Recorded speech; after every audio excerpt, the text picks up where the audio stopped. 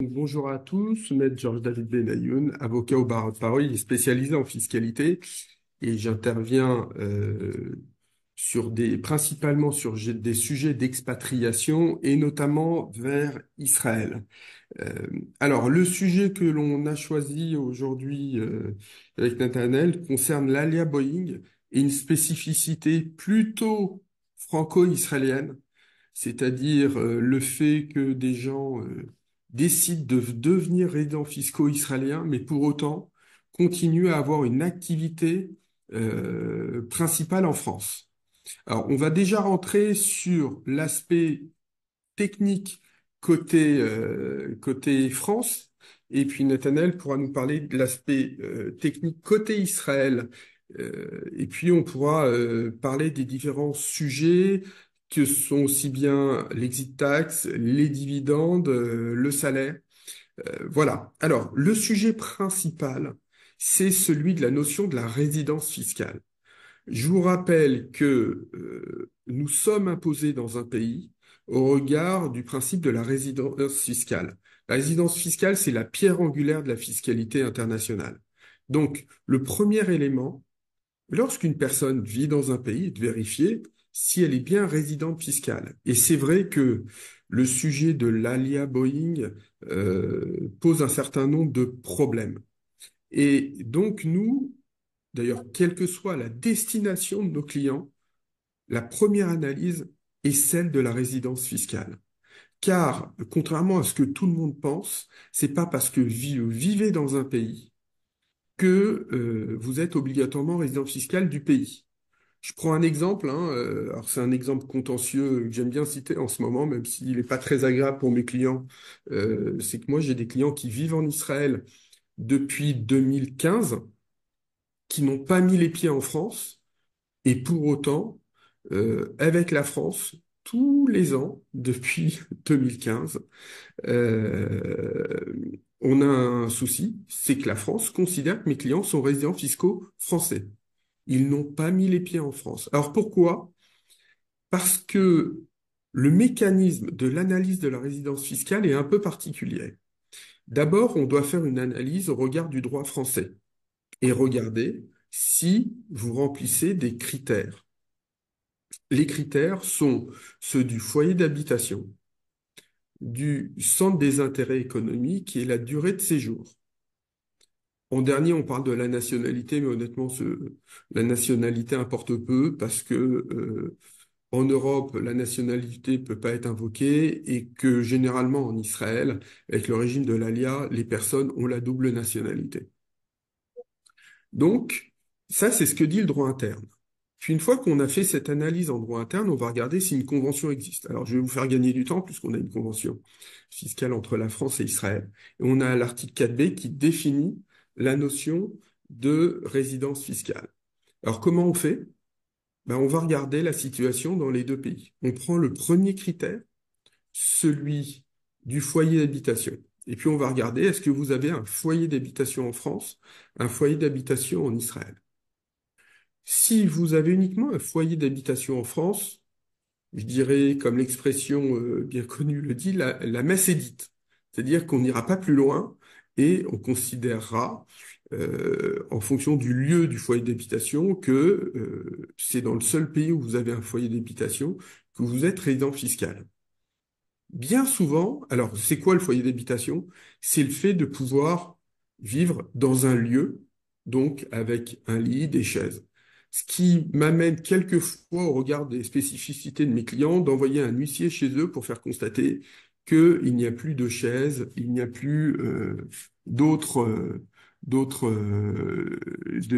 biens pour pouvoir y vivre. Une fois qu'on a passé le seuil du foyer d'habitation, et notamment parce que souvent en Israël, avec Israël, on se retrouve avec des personnes qui ont un foyer en France, un foyer en Israël. Alors, pourquoi on a ce doublon? Parce que d'abord, les gens refusent de vendre. Ils se disent, j'ai besoin de garder France, je sais pas. Mais alors, c'est pas spécifique à Israël, hein, c'est spécifique à la mentalité des personnes qui partent, qui des fois veulent partir sans vraiment partir. Donc, ils vont conserver le foyer d'habitation. Le problème, c'est qu'on va rentrer après sur un deuxième critère, beaucoup plus compliqué, qui est celui du centre des intérêts économiques. Celui du centre des intérêts économiques, centre des intérêts vitaux, on a plusieurs définitions, et toujours le même, c'est avant tout une analyse en matière de revenus de source. C'est-à-dire, est-ce que vos revenus sont principalement de sources françaises, ils sont principalement de sources israéliennes. C'est pour ça que lorsque vos revenus sont principalement de sources françaises et que vous vivez en Israël, vous avez intérêt à ne pas avoir un foyer d'habitation pour ne pas rentrer sur cette deuxième analyse. Alors, il ne suffit pas de regarder les revenus. Si vous gérez une entreprise et vous avez un pouvoir de décision, ça pourrait emporter la notion du centre des intérêts économiques en fonction du poids généré par cette structure et des revenus qu'elle génère. Et après seulement, on peut être amené à regarder le patrimoine. Mais honnêtement, sur cette notion, on s'arrête principalement à la notion de revenu et aux revenus générés. Donc c'est très important. Cette analyse, nous, c'est un préalable, je vous le disais tout à l'heure et je le répète, à tout départ de France. Je refuse, par exemple, dans mon cabinet, d'aller gérer un départ si on n'a pas préalablement discuté avec le client, compris quelle était la situation. Alors après, en fonction de la spécificité du dossier, de la situation, on va être amené à le conseiller, à lui dire, voilà comment vous allez vous sécuriser. Voilà ce qu'on va faire pour vous sécuriser. Et puis, le dernier critère, c'est la durée du séjour. Mais honnêtement, la durée du séjour a peu d'importance. Alors, ça peut avoir une importance pour les retraités, pour des cas bien spécifiques. Néanmoins, c'est un critère qu'on regarde. Car la notion de résidence fiscale, c'est, même si on a trois critères très différents, c'est avant tout un faisceau d'indices. Et vous avez de la jurisprudence en permanence qui sort sur, par exemple, la dernière que j'ai lue, qui est plutôt amusante, hein, une personne considérait qu'elle n'était pas résidente fiscale, mais elle s'est fait attraper parce que en France, bizarrement, dès qu'elle avait un recommandé, c'est elle qui allait le chercher. Donc, ce qui explique d'ailleurs que les clients qui partent et qui s'expatrient soient toujours domiciliés vis-à-vis de l'administration fiscale à mon cabinet, parce que ces sujets-là, nous, on veut même pas en entendre parler. Alors ça, c'est côté français en droit. Nathanaël, je vais te donner la parole pour que tu nous expliques côté israélien Oui, comment on le voit en droit, et puis après, on descendra les différentes sources de revenus et ce qu'on est capable de faire. pas de problème. Donc bonjour à tous, merci Georges pour cette introduction. Moi, je suis Nathaniel Drey, expert comptable et fiscaliste en Israël. Euh, L'analyse que Georges a faite, c'est une excellente analyse du regard français. Et j'aime beaucoup toujours discuter avec les fiscalistes français parce qu'ils ont une analyse qui est beaucoup orientée et qui vient de la part de la position de départ, du point de départ français. En Israël, à l'inverse, les critères de résidence sont beaucoup plus déterminés dans le sens où Israël a le décompte du nombre de jours en temps réel, puisque les impôts en Israël sont connectés avec le ministère de l'Intérieur, et donc ils savent exactement combien de jours vous allez passer en Israël tous les ans. Je répète très rapidement les critères de résidence en Israël, c'est plus de 183 jours dans l'année en cours, ou bien 425 jours sur 3 ans avec un minimum de 30 jours sur l'année en cours, ou bien le centre de vie économique. Les critères vont se durcir dans les prochains mois puisqu'il y a un projet de loi qui va être adopté très prochainement et qui va se montrer encore plus déterminé, c'est-à-dire même si la personne fait moins que 183 jours, mais que le conjoint fait plus de 183 jours, à ce moment-là, on va quand même considérer la personne comme résidente fiscale israélienne. On va dire que pour ne plus être considéré comme résident fiscal israélien, il faudra faire moins de 30 jours et son conjoint moins de 90 jours. C'est-à-dire qu'Israël se réserve quand même un très large éventail pour déterminer le critère de résidence fiscale.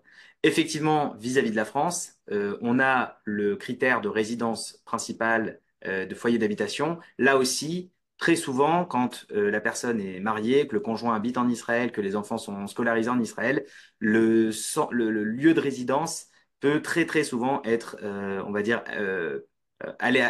comment on peut appeler ça, a un impact beaucoup moins fort en tout cas vis-à-vis du contrôle qui est effectué par les autorités fiscales israéliennes, dans la mesure où aujourd'hui en Israël, ce qu'ils cherchent surtout à déterminer, c'est si vous êtes résident fiscal israélien et si vous travaillez et vous produisez de la valeur ajoutée depuis Israël.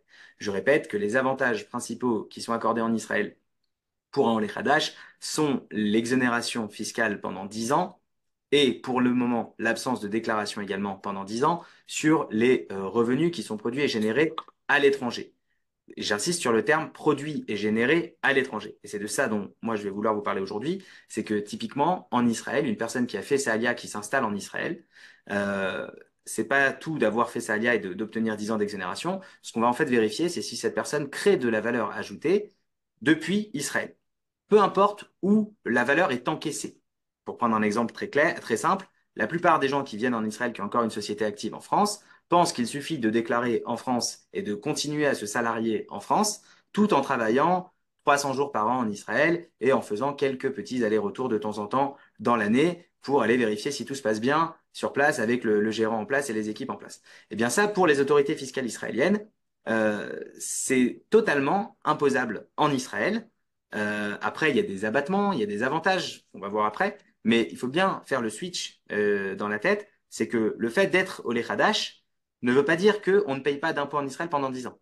On ne paye pas d'impôts en Israël pendant 10 ans sur les revenus et les plus-values qui sont générés à l'étranger. Si vous travaillez depuis Israël, que vous avez un bureau, même si vous travaillez depuis chez vous, que vous gérez vos équipes, vous relancez vos clients, vos fournisseurs, vous suivez la production, vous êtes informaticien, vous suivez les développements, vous travaillez à distance. Et aujourd'hui, il y a énormément de métiers qui peuvent se faire à distance. Vous êtes imposable pleinement en Israël sur la valeur ajoutée qui est déterminée en Israël. Ensuite, il va s'appliquer donc la notion de déterminer quelle est la valeur ajoutée qui est en Israël. Si vous avez une entreprise en France historique, où vous avez une centaine d'employés, on ne peut pas dire que tout le bénéfice de votre société repose sur vos épaules. C'est vrai que vous avez à ce moment-là un pouvoir d'influence important. C'est vrai que votre rôle est déterminant dans l'entreprise, mais vous n'êtes pas responsable de 100% de la valeur ajoutée qui est générée par votre entreprise. Et là, on va rentrer dans un examen ou dans un examen des prestations techniques pour déterminer quelle est la valeur ajoutée qui est générée depuis Israël et quelle est la valeur ajoutée qui est générée en France ou à l'étranger. Et dans cette perspective-là, on a plusieurs techniques qui sont abordées. On a la convention sur les prix de transfert, où là, on va déterminer quelle est la valeur ajoutée qui est effectuée en Israël, quelle est la valeur ajoutée qui est effectuée à l'étranger. Est-ce que c'est une valeur ajoutée qui est une valeur ajoutée de haute importance ou de faible importance? Est-ce que c'est juste une fonction de support que vous faites? Il y a beaucoup d'entreprises, notamment aujourd'hui dans le monde des énergies et de l'énergie renouvelable, où c'est des sociétés qui existent en France depuis plusieurs années, mais qui ont totalement délocalisé toute la prestation de back-office, tout le suivi, tout le support en Israël. Il y a un bureau en Israël, il y a des gens qui travaillent, qui vont travailler pour le compte de la société française, donc sur les dossiers de la société française, mais le travail se fait physiquement en Israël. Dans ce cas-là, il faut déterminer c'est la fonction qui est assurée en Israël. Est-ce que c'est une fonction support? C'est juste de la relance fournisseur, c'est juste de la comptabilité, c'est pas une fonction, on va dire, propre et principale de l'entreprise, ou bien on inverse complètement la tendance et on dit qu'en réalité en Israël, il y a 99% de la valeur ajoutée qui est faite, et en France, c'est juste une boutique de représentation parce que monsieur tout le monde, il va avoir du mal à faire des affaires avec une société israélienne. Par contre, on a besoin de mettre en place une société, ce que j'appelle les sociétés boutiques. C'est-à-dire qu'en France, vous avez une vitrine vis-à-vis de vos clients français, mais en réalité, toute la valeur ajoutée, elle est créée par vous et vos équipes en Israël. Vous voyez déjà que la notion de d'où vient l'argent et où est votre client, c'est une notion qui est entre guillemets relativement faible, en tout cas aux yeux du fisc israélien. On va regarder où la valeur ajoutée, elle est créée et elle est réalisée par vos soins. Ensuite, qu'est-ce qu'on va voir en Israël? En Israël, on va avoir une imposition qui est donc basée sur la valeur ajoutée. Ça, c'est l'assiette fiscale imposable.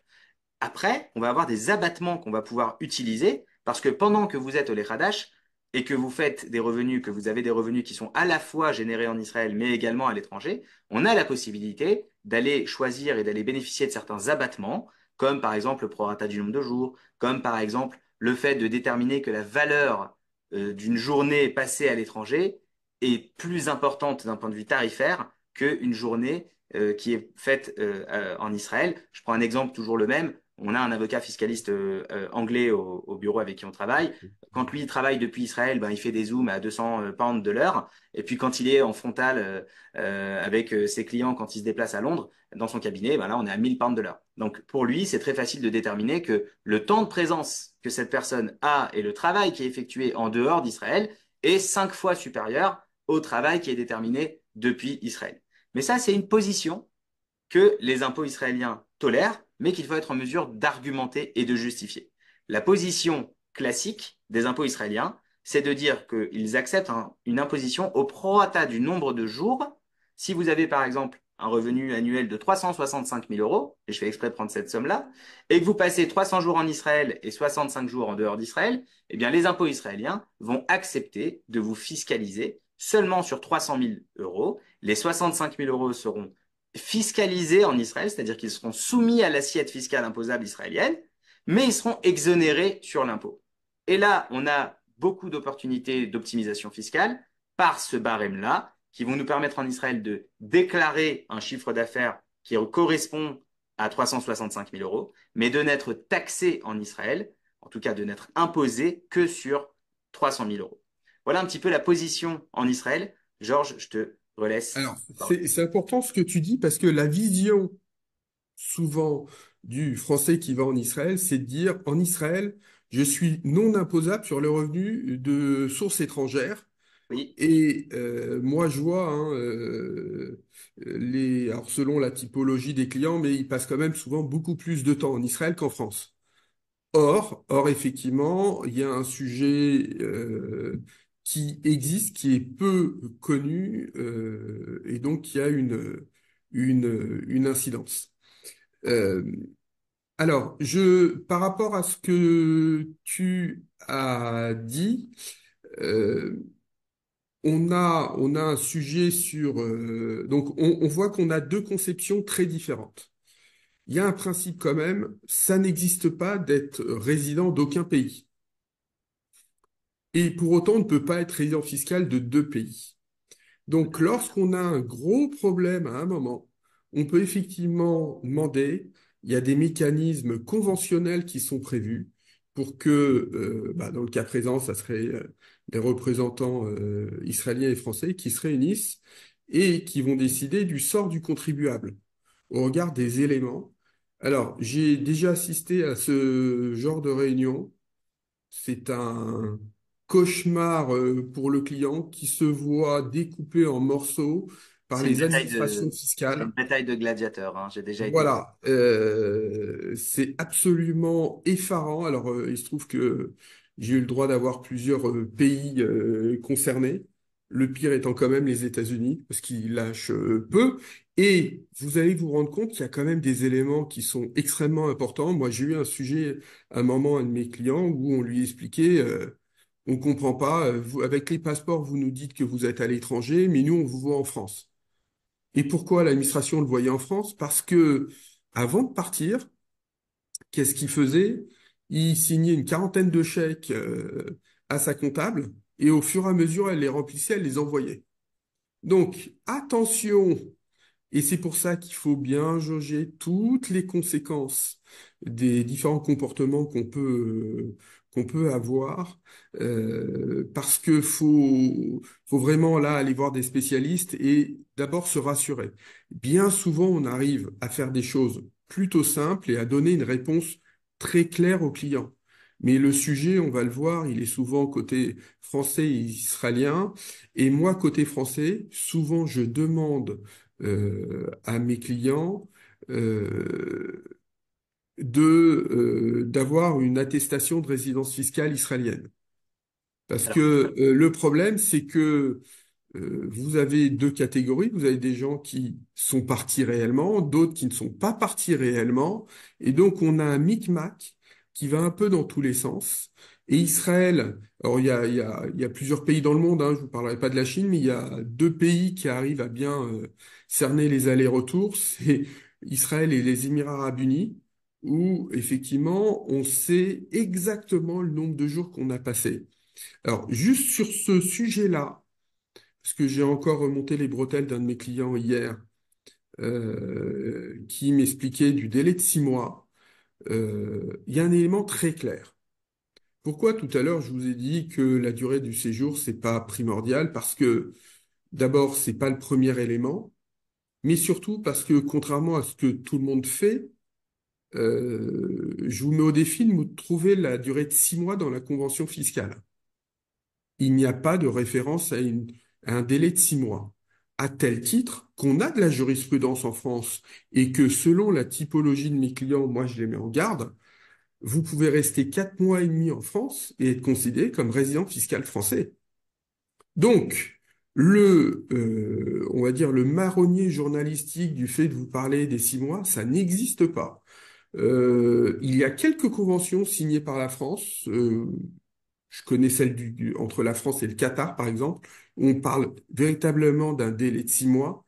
On a très peu de conventions. Donc, n'allez pas. Il n'y a rien de plus dur que de lire une convention fiscale. Alors, il se trouve avec Rachel, récemment, on expliquait comment lire la convention fiscale franco-israélienne, mais il n'y a rien de plus dur. Alors là, je sors juste de l'exemple, hein, mais parce que je viens de voir quelqu'un sur le côté qui posait une question, je crois, sur la location d'appartements. Euh, Tout le monde est super fier de nous expliquer, mais regardez dans la convention fiscale, je crois que c'est l'article 8 ou 6, 12, 10, j'ai 10, ah ben voilà, j'étais au milieu des deux, qui nous explique que les loyers sont imposés dans 6, l'état 6, 6, l'article 6. ouais, de situation du bien. Sauf que c'est pas l'article qui m'intéresse, et quand vous allez voir comment on combat la double imposition, on vous explique qu'on doit le déclarer en France.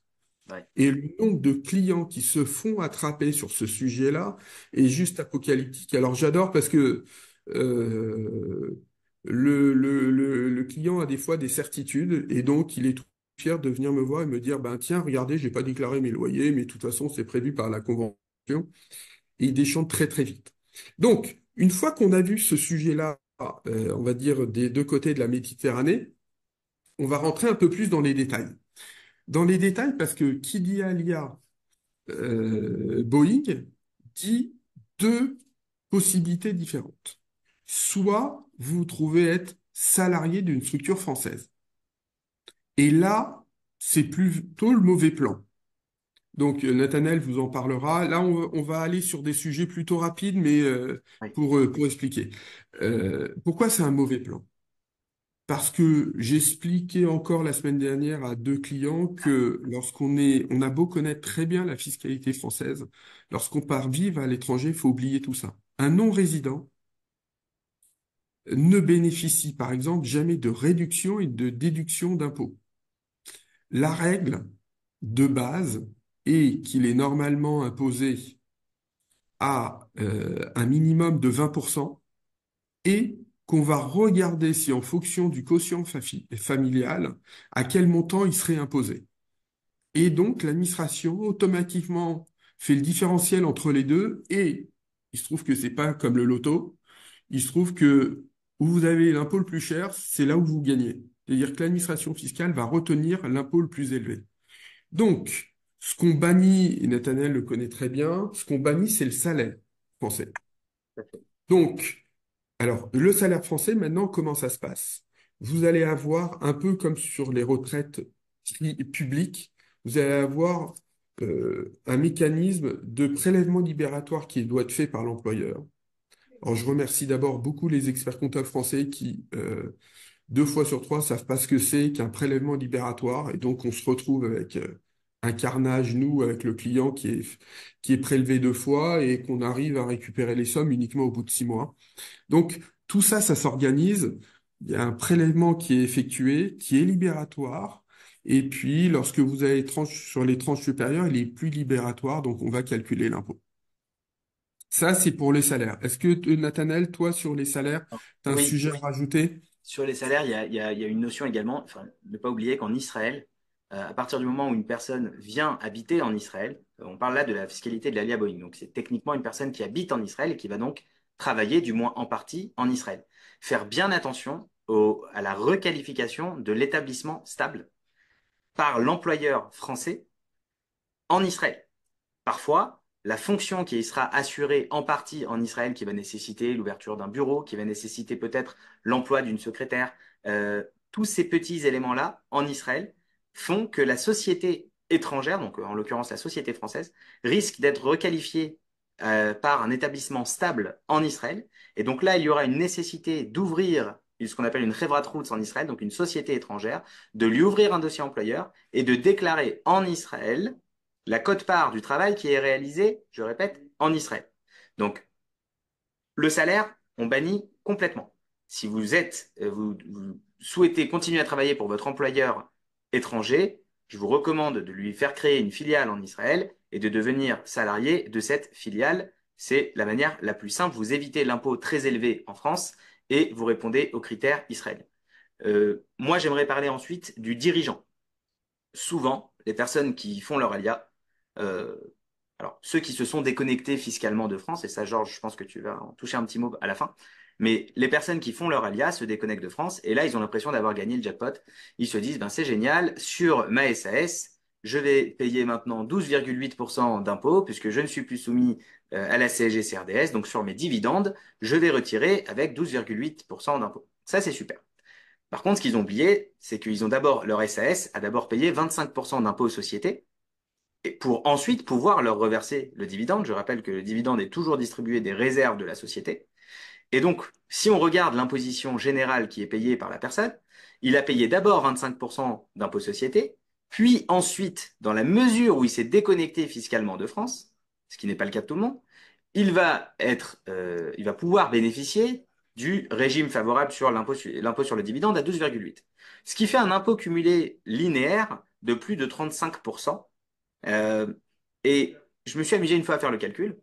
Pour arriver en Israël à un impôt de 30% flat, il faut avoir une assiette imposable de 500 000 shekels.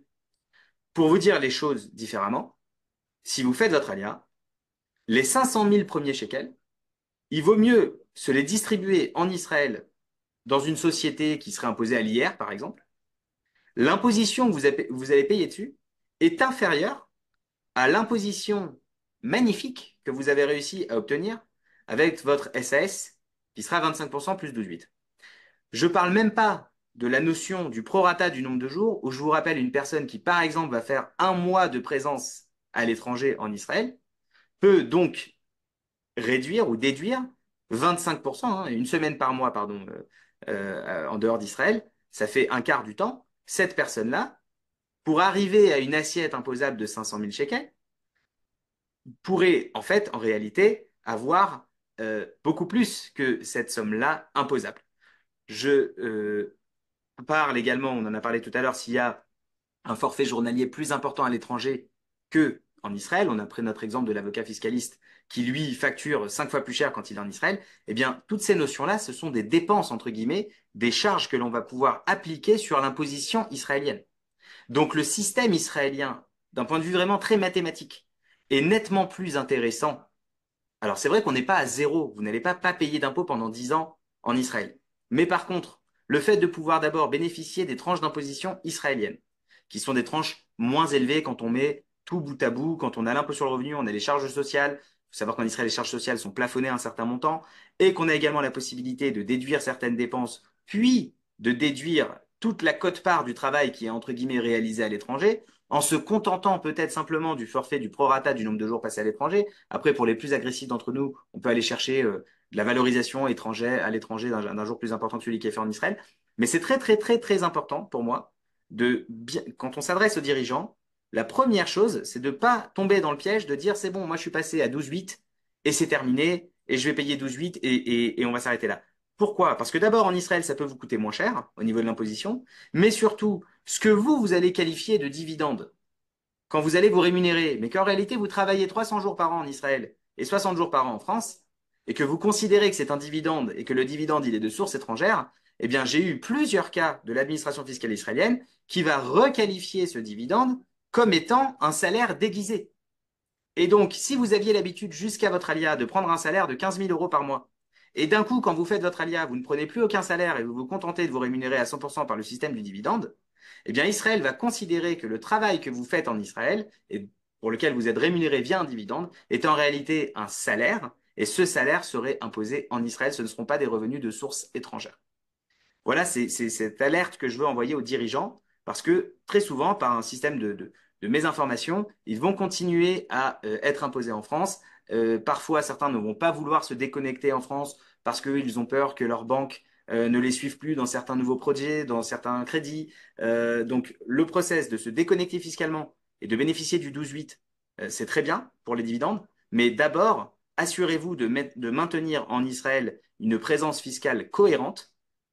Mettez en place un dossier de facturation avec votre société à l'étranger. Évidemment, ça doit répondre aux critères de l'OCDE et notamment sur les prix de transfert. Mais mettez en place un système de facturation qui va en Israël assurer une existence fiscale, qui va éviter de tomber dans les cases vides où vous habitez en Israël depuis 8 ans, vous ne déclarez rien et l'intégralité de vos revenus sont de sources étrangères. Et j'insiste également sur un autre point, on en a parlé récemment, c'est qu'en Israël, le fait de pouvoir ne rien déclarer pendant 10 ans, ça va a priori être annulé dans les prochains jours, semaines, mois. En tout cas, ça va venir parce que Israël s'est fait redresser les bretelles par le CDE. Et donc, a priori, il restera l'exonération fiscale sur les revenus à l'étranger, mais cette exonération fiscale ne vous donnera plus la possibilité de ne pas déclarer vos revenus et vos avoirs à l'étranger. Vous serez obligé de les déclarer dans la section des revenus exonérés et après, à l'administration fiscale, le pouvoir et le loisir de vérifier si en réalité c'était effectivement des revenus qui sont passifs et qui sont générés à l'étranger, ou bien est-ce que c'était en réalité des revenus israéliens générés depuis Israël que vous avez considérés comme étant des revenus exonérés. Et là, on va avoir pas mal de cas intéressants. Et je précise simplement la dernière chose que je m'étais noté tout à l'heure pendant que Georges parlait. Euh, on a souvent en Israël, quand on arrive sur les sujets de requalification, par exemple, du dividende, eh bien, Israël ne va pas venir tous les ans pour requalifier ce que vous avez fait. Généralement, ils vont venir au bout de 4, 5, 6 ans et ils vont dérouler tout le paysage sur les 4, 5 dernières années. D'accord? La prescription en Israël, c'est 5 ans. Donc, on arrive dans certains cas à un accident fiscal que le dividende, par exemple, a été requalifié en Israël en 2026, mais qu'il a été distribué en 2021. En France, 2021 serait une année prescrite. Donc, en Israël, il y aurait une imposition parce qu'ils ont réussi à prouver que ce dividende est en réalité un travail et un salaire déguisé. Et en France, on ne pourrait même pas obtenir de modification et de correction sur la déclaration puisque c'est une année qui est prescrite. C'est déjà arrivé et ça risque d'arriver de plus en plus souvent avec donc cette exonération qui va a priori sauter, enfin pas l'exonération, mais en tout cas l'absence de déclaration qui va a priori sauter. Donc faites bien, bien attention à ces choses-là. À toi, Georges. Alors, je vais rebondir sur ta remarque concernant l'obligation déclarative. Alors, c'est vrai que c'est un non-sens fiscal.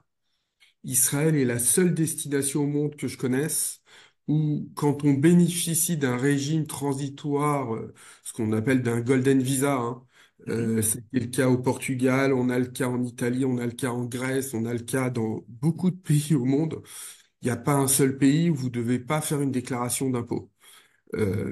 Et c'est vrai que le fait qu'il n'y ait pas de déclaration d'impôt amène beaucoup d'opacité, d'abord de la part des établissements de crédit, qui du coup, les banques ont un problème pour savoir si on est résident et de quel pays, et donc ça gêne énormément.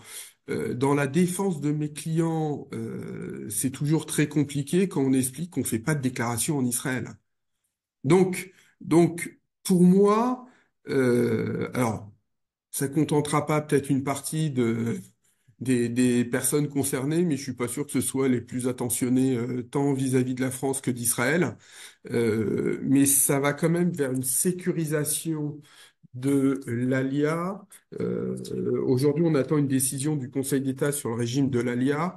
Je dirais pour l'instant, pour le moment, la doctrine de l'administration est de confirmer la décision, et on a plusieurs décisions, la première qui avait été prise par la Cour administrative d'appel de, de Toulouse sur le fait qu'on pourrait bénéficier du régime de l'ALIA même en l'absence de déclaration ou même de revenus de sources israéliennes, contrairement à ce que disent les dispositions de la convention fiscale entre la France et Israël. Alors, élément important, Tout à l'heure, on parlait des salariés et puis Nathanaël est rentré sur le sujet de la personne qui est concernée et qui n'est pas salariée. Alors, premier point que je souhaite rappeler, il y a une disposition en France qui s'appelle l'exit tax. L'exit tax, c'est quoi? C'est la déclaration des plus-values latentes sur des types de sociétés soumises à l'IS. Que ces sociétés soient des sociétés d'exploitation ou des sociétés à prépondérance immobilière. C'est obligatoire et comme Israël n'a pas signé avec la France une convention en matière de recouvrement, on doit obligatoirement le faire dans les 3 mois précédant le départ de France. On n'est pas censé pouvoir partir de France sans avoir fait cette déclaration. Si vous partez, vous n'avez pas fait cette déclaration, alors, premier cas, soit votre avocat fiscaliste connaît bien le centre des non-résidents et la cellule exit tax, et il m'est arrivé en 2023 de sauver certains clients dans des cas très particuliers, mais la règle, c'est la règle. Et donc, ça veut dire quoi? L'exit tax, contrairement à souvent ce qu'on pense, on ne le paye pas le jour où on part. On va donner des garanties. Mais si vous ne le déclarez pas, l'administration peut exiger le paiement immédiat. Et non seulement elle peut, mais en plus elle le fait. Moi, j'ai 2 dossiers contentieux où on a un sujet sur de l'exit tax qui n'a pas été déclaré, sur des sommes en plus relativement importantes, où on demande le paiement. Et l'administration a le droit de le faire. Donc, préalablement, on pense à l'exit tax. Deuxième élément, moi, qui m'importe, c'est la facturation. Alors, il se trouve que nous intervenons aussi bien dans le cadre du conseil aux particuliers que dans le contentieux, et notamment dans le contentieux société. Donc, là, en ce moment, on a 2 sociétés françaises qui sont contrôlées, qui n'ont plus d'activité, pas d'activité sur le territoire français, parce que les personnes travaillent à distance et se rémunèrent sur du dividende. Euh, la tête de l'inspecteur la semaine dernière, quand il me dit, mais je comprends pas, votre client, il fait où son activité? Bon, alors, il le savait déjà, hein, donc je lui ai confirmé qu'il était résident fiscal étranger. Et après, il m'explique, mais je comprends pas, on a un gros montant en charge, c'est quoi? C'est de la facturation. Donc attention, parce que d'abord, ça étonne l'administration fiscale. Ça n'a rien d'illégal, faut-il encore que ce soit bien fait? Et ce sujet concerne Israël, mais pas qu'Israël. Moi, j'ai quand même un dossier sur Israël, où j'arrive au moment où, à la fin du contrôle fiscal, et aujourd'hui, mon client, il est poursuivi pour fraude fiscale. Pourquoi? Parce que être dirigeant d'une structure française et facturer une société française, oui, ça existe, c'est possible. Mais un contrat mal rédigé, et de plus en plus, nos clients nous disent non, mais le contrat, je peux le faire. Alors moi, ça me gêne pas parce que j'ai la capacité de dire à quelqu'un, je prends le dossier ou je prends pas le dossier. Mais qu'on soit clair, hein, mon client, il n'est pas plus malhonnête qu'une autre personne. La seule chose, c'est que il pensait bien faire. Il a rédigé un contrat à la va-vite. L'administration l'a analysé avant que un fiscaliste le regarde. Et catastrophe. Donc, on rame maintenant devant un tribunal administratif pour démontrer que pendant 3 ans, on a une réalité des prestations effectuées. Et c'est pas toujours possible de revenir en arrière et tout t'expliquer. Donc, oui à la facturation. Oui, Nathanaël a raison.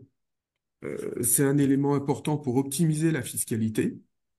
C'est un élément que moi, j'adore lorsqu'on a un problème de revenus de source française de manière trop importante, parce qu'effectivement, si je déclare en Israël que je réalise des prestations techniques et que je suis imposé en Israël, même à montant bas, mais imposé, je solidifie la notion de résidence fiscale.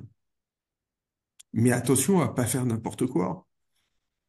C'est-à-dire que moi, je veux bien qu'on me sorte de la facturation à 5 000 € la journée, mais Tout le monde n'est pas fiscaliste. Alors c'est une blague, hein, mais ce que je veux dire par là, c'est que faut pouvoir justifier. Il y a un grand principe. On doit pouvoir démontrer la réalité de la prestation et le prix de marché. Comme disait Nathanaël, c'est un sujet de prix de transfert. C'est-à-dire que si vous réalisez des prestations qui, par définition, seront techniques, vous êtes par exemple, directeur commercial, vous êtes directeur technique, vous gérez à distance un site internet, eh ben, vous ne prenez pas une rémunération de dirigeant où votre seule limite, c'était ne pas prendre une rémunération excessive, puisque c'est le sens de la loi telle qu'elle existe aujourd'hui en France. C'est tout simplement, il faut que si cette prestation elle est effectuée par un tiers, le montant puisse être comparable. Donc si en prenant un sous-traitant, ça coûte 100 000 euros, ben, côté israélien, j'ai facturé 100 000, mais je facture pas 150 000 ou 200 000 euros. Donc, oui, très bien, mais il faut sécuriser. Et honnêtement, le nombre de dossiers où je vois les personnes faire n'importe quoi.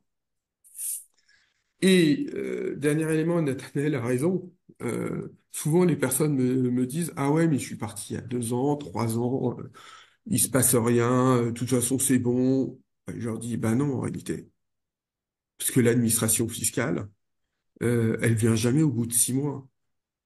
Elle ne vient jamais au bout de 6 mois. Par contre, elle vient. Et elle viendra. C'est certain. Elle viendra pas vérifier une personne physique. Ou très rarement une personne physique. Par contre, une société, oui, elle viendra. Parce qu'elle va croiser les informations et le fait d'être non résident dans une structure avec quelques salariés. Alors des fois, moi j'ai des clients qui ont 2, 3 salariés, ils peuvent être tout seuls, mais je peux en avoir aussi avec 500 ou 5000 salariés. Donc, important dans l'aléa Boeing, si vous facturez d'Israël, et moi c'est souvent une des demandes, et notamment lorsqu'on parle de dossier avec Nathanaël, on sécurise. Et sécuriser, c'est écrire la réalité. Sécuriser, me sortir un contrat où on m'explique que l'argent et la somme est payée une fois par an ou une fois tous les 2 ans, c'est d'un ridicule. Moi, je connais pas de personnes qui attendent 2 ans avant d'être payées. Donc, il y a des règles à respecter et ça, c'est vraiment impératif de connaître et comprendre ces règles-là. Voilà, Nathanaël, est-ce que tu as Je, des choses je à rebondis rajouter? justement sur ce que tu viens de dire. Ça m'a rappelé un cas. Un des critères, puisque j'ai parlé tout à l'heure qu'Israël parfois va requalifier un dividende en salaire déguisé. Un des critères, quand on distribue un dividende, c'est que ça doit. On distribue pas un dividende tous les mois. D'accord? De manière générale, quand une société elle distribue un dividende, c'est un événement marquant dans la vie d'une société. Il y a une assemblée générale, il y a un protocole, il y a une décision. Ça respecte un certain process. Si une personne considère qu'elle se verse des dividendes, alors l'axe France-Israël, c'est moins le cas, mais je vais parler par exemple des sociétés offshore. Des personnes qui disent je ramène tous les mois du dividende de ma société à Hong Kong, à Chypre, à Singapour ou dans des pays un petit peu plus exotiques encore. Et c'est du dividende, je suis dans les 10 ans, je paye pas. Faites attention. Du dividende tous les mois, ça s'appelle pas du dividende, c'est du salaire. Faites attention, du dividende d'une société qui ne présente pas de bilan, ça s'appelle pas du dividende. Ça s'appelle une rémunération qui est perçue via une structure étrangère. Faites bien attention quand vous allez considérer que c'est du dividende, de bien respecter les protocoles pour distribuer du dividende. Ensuite, je consolide encore une fois ce que tu as dit, Georges. Effectivement, écrire un contrat de prestation technique ou une convention sur les prix de transfert, ça va sécuriser à la fois la position vis-à-vis du fisc français pour éviter la requalification de fraude fiscale, et à la fois la position vis-à-vis du fisc israélien qui va avoir tendance à vérifier si jamais vous ne pouviez pas ramener 3 fois ce que vous avez amené, et en réalité, vous vous êtes contenté de ramener 10 000 euros par mois alors que votre société dégage un bénéfice de 150 000 euros par mois. Donc, c'est très, très, très, très important de rédiger ce protocole. Israël l'exige maintenant, c'est-à-dire qu'en cas de contrôle, vous avez 30 jours pour le produire. Ce document-là, si à partir du moment où vous travaillez avec une société que vous pouvez contrôler, en hébreu, le terme que je pourrais traduire, c'est si vous avez un pouvoir d'influence sur la société à l'étranger, vous avez 30 jours pour pouvoir documenter et justifier pourquoi est-ce que vous avez décidé de facturer tel montant et non pas un autre. Et effectivement, souvent, ce qu'on va prendre en place, ce qu'on va prendre comme comparaison, c'est si vous aviez confié ce travail à une autre personne sur laquelle vous n'aviez pas de pouvoir d'influence, eh bien, quelle aurait été la facturation de cette personne. Je précise une petite chose également que j'ai notée. L'application du régime favorable sur le prorata du nombre de jours ne s'applique que sur la fiscalité personnelle du Olé Hadash. Si le Olé Hadash met en place une société israélienne qui serait imposée sur le régime de l'IS, donc l'impôt société, la société israélienne est une société israélienne. Elle n'est pas Ola Hadasha. Elle ne prend pas les avantages de l'actionnaire. Faites bien attention quand vous constituez une société israélienne. Soit vous la rendez transparente avec le régime de l'application du régime IR, soit vous décidez à ce moment-là de vous verser des salaires, des rémunérations via des salaires, et là, il y a une application pour obtenir un ruling, et tant bien même le salaire serait de source israélienne, vous pourriez bénéficier du régime de Oleh Hadash. Et enfin, je termine par l'obligation de déclaration. En Israël, je rappelle, il y a un côté, c'est une obligation de déclarer les revenus qui sont produits et générés en Israël. D'accord? On ne pourra pas dire je pensais être dans les 10 ans, etc. Il y a une obligation déclarative. En cas de pénalité, en cas de défaut, ça peut aller jusqu'au pénal. Bon, on y va rarement, mais en tout cas, ça peut l'être.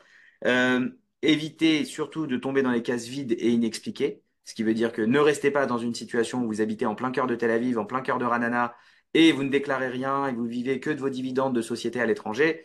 Ça fait pas de sens. En Israël, tout est relié avec le numéro fiscal, avec la Théoudat Zéhout. Quand on clique sur votre dossier, on a l'historique total. On sait où vous habitez, on sait combien votre femme gagne, si vous déclarez quelque chose, et surtout combien vos voisins gagnent dans la même zone. D'accord? Ils ont tout quadrillé. Donc, rester dans un dossier où vous êtes à zéro pendant 10 ans, ça n'a aucun sens. Rappelez-vous qu'à la fin des 10 ans, l'exonération tombe et l'absence de déclaration des revenus étrangers tombe également. Israël a le droit de revenir sur les 10 dernières années à partir de la 11e année. Et elle peut aller vérifier tout ce que vous avez fait pendant les 10 premières années. Donc c'est très très important. C'est pour ça que je recommande toujours de déclarer pendant les 10 premières années, de mettre en place une situation fiscale cohérente, de déposer des déclarations fiscales tous les ans.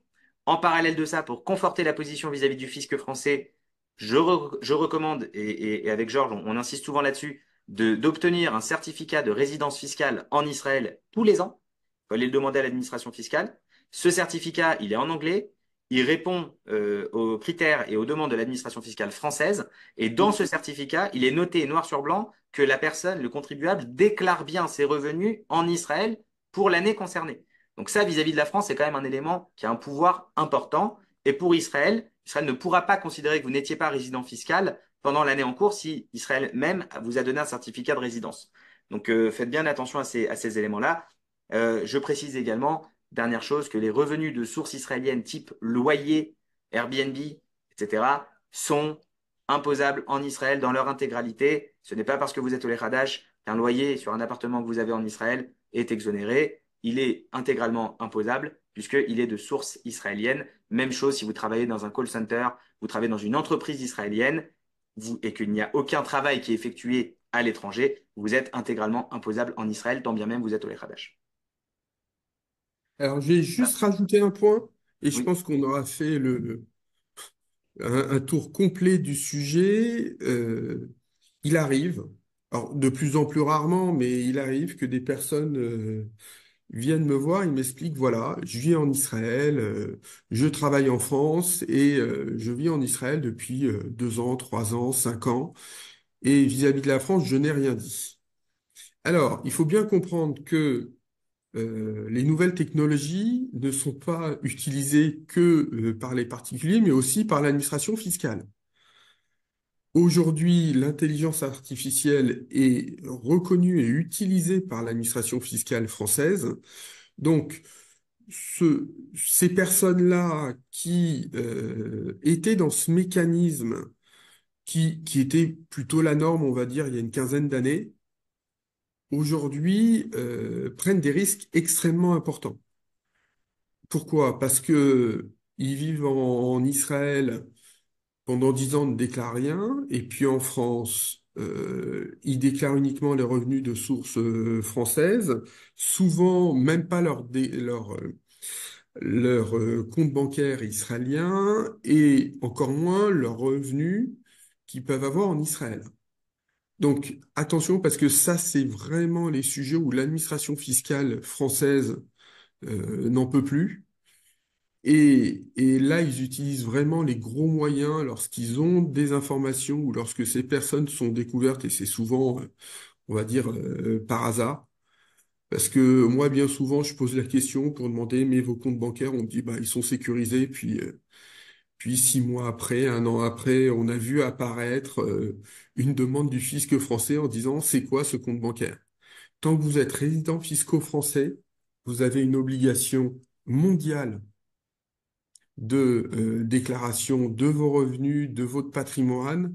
La prescription est de 10 ans sur les avoirs non déclarés. Donc, on s'amuse pas à ça parce qu'en plus, si l'administration qui peut des fois être contrainte à abandonner des poursuites suite à des problèmes de prescription, elle n'hésite plus aujourd'hui pour l'autre partie d'invoquer, de dire il y a eu prescription sur une partie et sur l'autre partie on considère qu'on est vraiment sur une volonté de fraude et donc du pénal.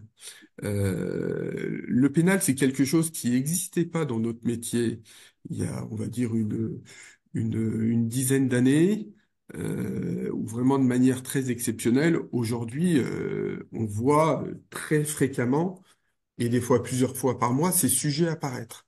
Donc, il faut pas les prendre à la légère. Donc, s'il y a bien une chose qui doit être réalisée, on ne peut pas aujourd'hui dire je vis en Israël, mais je reste résident fiscal français et je fais un peu les règles qui me vont le mieux.